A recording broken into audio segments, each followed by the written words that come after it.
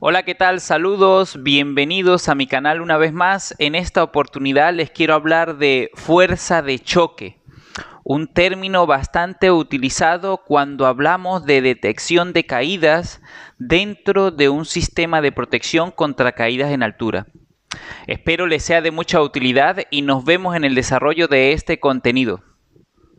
Vamos a empezar entonces a definir lo que es la fuerza de choque. La fuerza de choque también la podemos encontrar en algunas bibliografías como fuerza de impacto en relación a asuntos físicos, cálculos de física, matemática.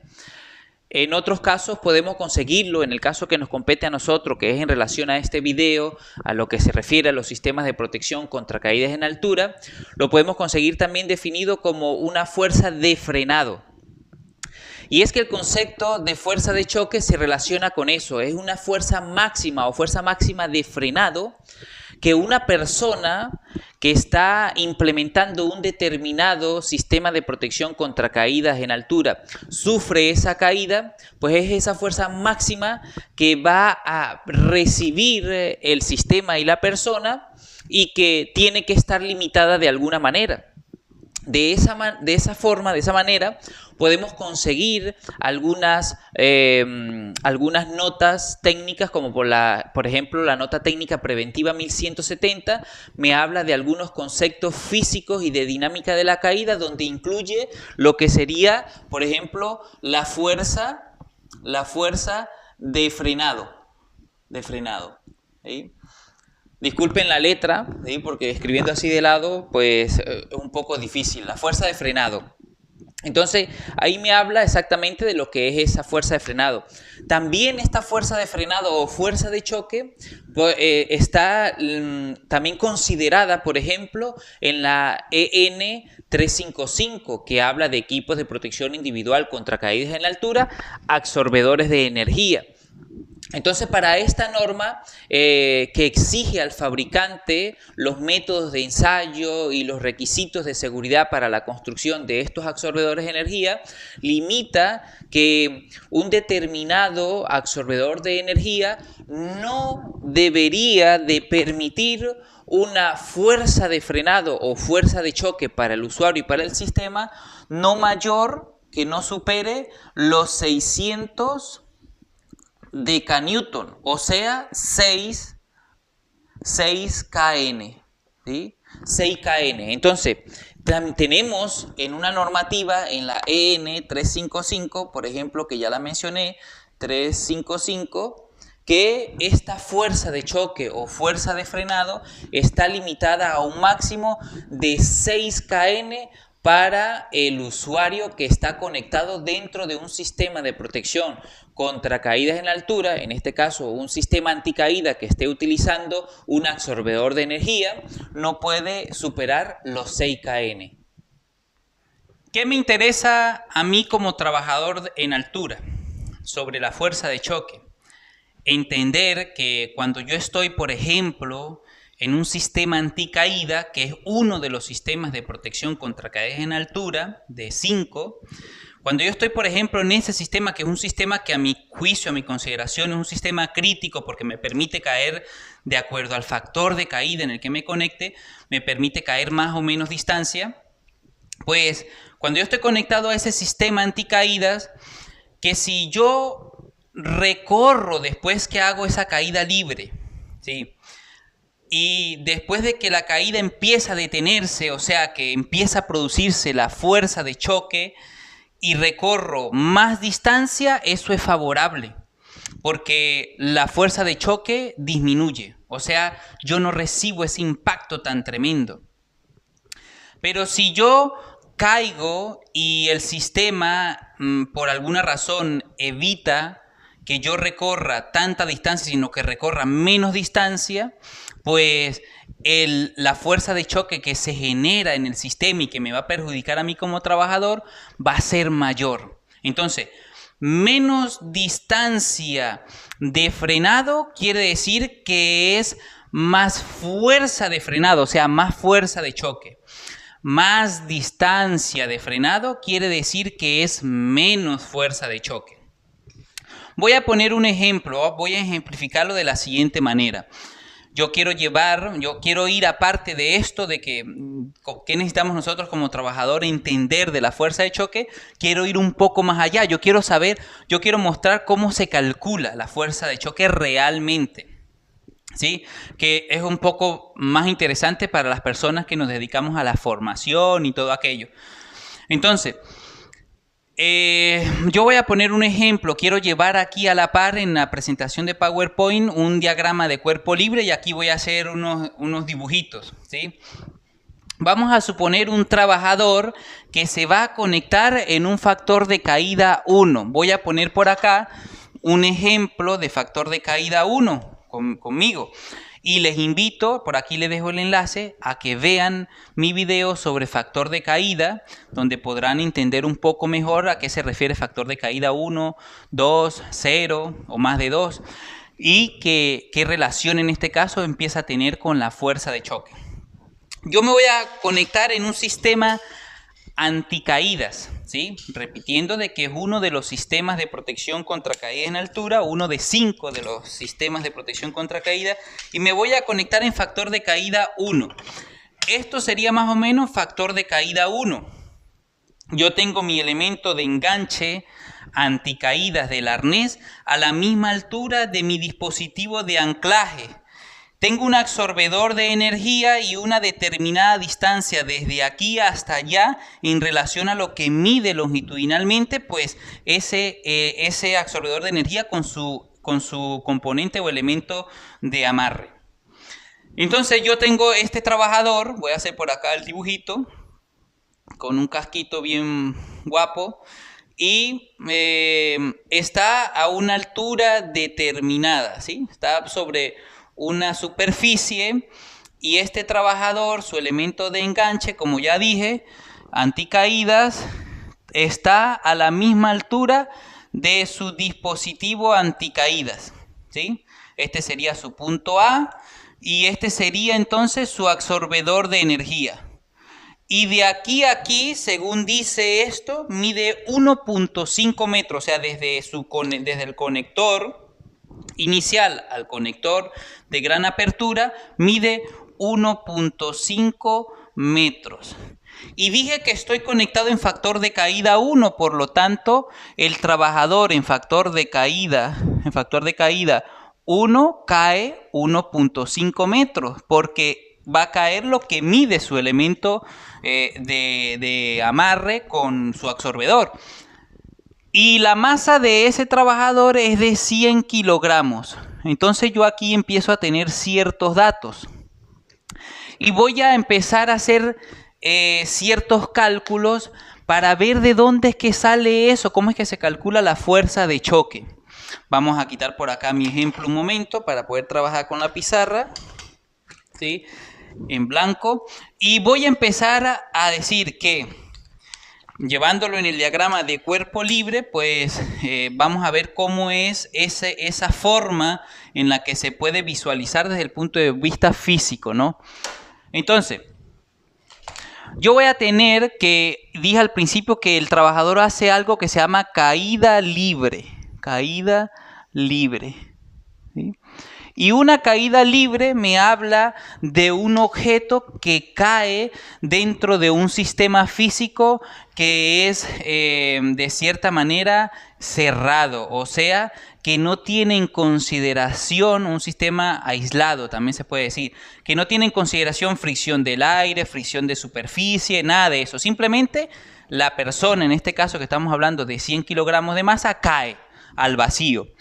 ¿Cuánto va a caer? Va a caer 1.5 porque está en factor de caída 1 con un absorbedor de energía que tiene un elemento de enganche y en conjunto mide 1.5. Listo.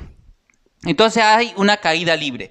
Cuando hablamos de caída libre tenemos que saber de que tenemos una fórmula, un principio fundamental de conservación de energía, donde me dice que la energía potencial de un cuerpo es igual a la energía cinética. ¿Qué quiere decir esto? Que este trabajador que está allí en una superficie en la que se puede exponer a la caída de 1.5 metros, él tiene la potencialidad de una energía, o sea, tiene acumulada una energía ya de por sí en relación a la altura a la que él puede caer. ¿Cuánto puede caer en factor de caída 1? 1.5 metros. Entonces la energía potencial va a ser igual a la masa por la gravedad por la altura de la caída, ¿sí? Eso es energía potencial. ¿Qué quiere decir esto? Que el trabajador, si llegase a materializarse la caída, él va a irse abajo desde su anclaje, dispositivo de anclaje, a su elemento de enganche, él va a recorrer 1.5 metros. Eso de caída libre. Y de ahí para abajo es donde va a actuar el absorbedor de energía, ¿vale? Pero hasta ahora nos vamos a quedar con que él tiene una masa de 100, una gravedad de 9.8 metros sobre segundos al cuadrado y tiene una altura de 1.5 metros y eso va a dar una energía potencial, ¿sí? Y luego vamos a tener una energía cinética y dice que la energía potencial es igual a la energía cinética. La energía cinética va a ser igual a medio por la masa por la velocidad al cuadrado. ¿Qué velocidad? La velocidad que adquiere esa masa, o sea, ese trabajador mientras recorre ese 1.5 metros. Entonces, la energía cinética está relacionada con el movimiento en relación a una distancia que recorre, una velocidad que adquiere mientras cae. Eso es energía cinética. Y energía potencial está relacionada con la altura de esa masa en relación a un punto. ¿Qué quiere decir eso? Que si yo sustituyo esto, me dice el principio de conservación de energía que con la energía potencial que él tiene, que es la energía inicial, es también con la energía cinética, o sea, la energía producto de su movimiento, con la que va a finalizar y tienen que ser iguales. Eso es lo que dice el principio de conservación de energía. Y a partir de aquí se va a desprender una forma de calcular la fuerza de choque. No voy a hacer todo el cálculo con unidades y todo, pero eso yo lo voy marcando ahí en la presentación que estoy llevando al lado. Entonces digo que tengo una masa de ¿cuánto? De 100 kilogramos. De 100 kilogramos. Tengo una gravedad de 9.8 metros sobre segundos al cuadrado por una altura de 1.5 metros, que es lo que él va a caer. 1,5 metros. Eso tiene que ser igual a medio, o puedo ponerlo también como 0.5, por la masa que es 100 kilogramos, ¿sí? Por la velocidad al cuadrado. Y yo puedo calcular la velocidad para esta distancia haciendo una fórmula que se llama raíz cuadrada de 2 por la gravedad por la altura. Todo esto, como dice la fórmula inicial, al cuadrado, velocidad al cuadrado. Si yo hago este cálculo así, esto me va a dar a mí 1470 y es igual a 1470. Si yo hago el cálculo, da igual. ¿Qué quiere decir? Que aquí teóricamente se cumple el principio de conservación de energía. Pero ¿qué unidad va a dar acá? Con esto voy a responder una pregunta que siempre me dice, pero Javier, ¿por qué usted explica que la fuerza de choque no es igual a la masa por la gravedad por la altura? Porque cuando yo multiplico masa por gravedad, eso es igual a fuerza. Entonces, masa por gravedad es igual a Newton, ¿sí? Por la altura, que es una unidad en metros, en este caso 1.5 metros, entonces me da 1470 newton por metro. Aquí sucede lo mismo. Aquí me va a dar newton, ¿sí? Por metro. Porque me da una fuerza por metro sobre segundos al cuadrado por metro del otro lado, que es velocidad. Entonces, ¿qué unidad es esta? No es newton, que es unidad de fuerza. Entonces, la fuerza de choque no es igual a masa por gravedad por altura. Ahí respondo lo primero. ¿Por qué? Porque nada más en unidades, la unidad que me da aquí de medida físicamente es 1470 joules. Y aquí me da 1470 joules, o sea, una fuerza en una determinada unidad de distancia, ¿sí? En una determinada distancia. Eso es energía, ¿sí? Fuerza por distancia, energía o trabajo también se puede considerar. Entonces, hasta aquí, este es el principio de conservación de energía. Atentos con que la energía potencial es igual a la energía cinética. Esto nos explica a nosotros que con la energía que iniciamos en nuestro estado de reposo, es una energía potencial en relación a una altura, es la energía también con la que vamos a finalizar cuando empieza a detenerse la caída. Producto de ese movimiento adquirimos una energía cinética porque adquirimos cayendo una velocidad. Eso es principio de conservación de energía. Veamos ahora lo que pasa cuando ya sabemos que la energía potencial y la energía cinética es lo mismo, o sea, una energía que inicia, una energía que finaliza, es la misma para el principio de conservación de energía, y esto se da en el lapso en el que la masa, en este caso el trabajador, cae ese 1.5 metros, o sea, hace una caída libre.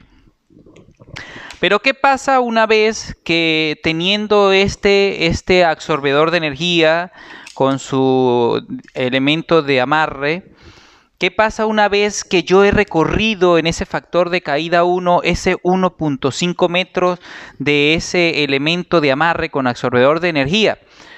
Pues resulta que este sistema anticaídas con absorbedor de energía me va a permitir recorrer una distancia adicional a eso. Y esa distancia es lo que se va a llamar distancia de frenado.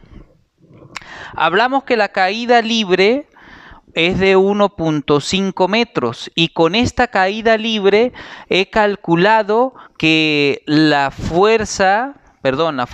que la energía cinética o energía potencial es igual a 1470 joules, ¿sí?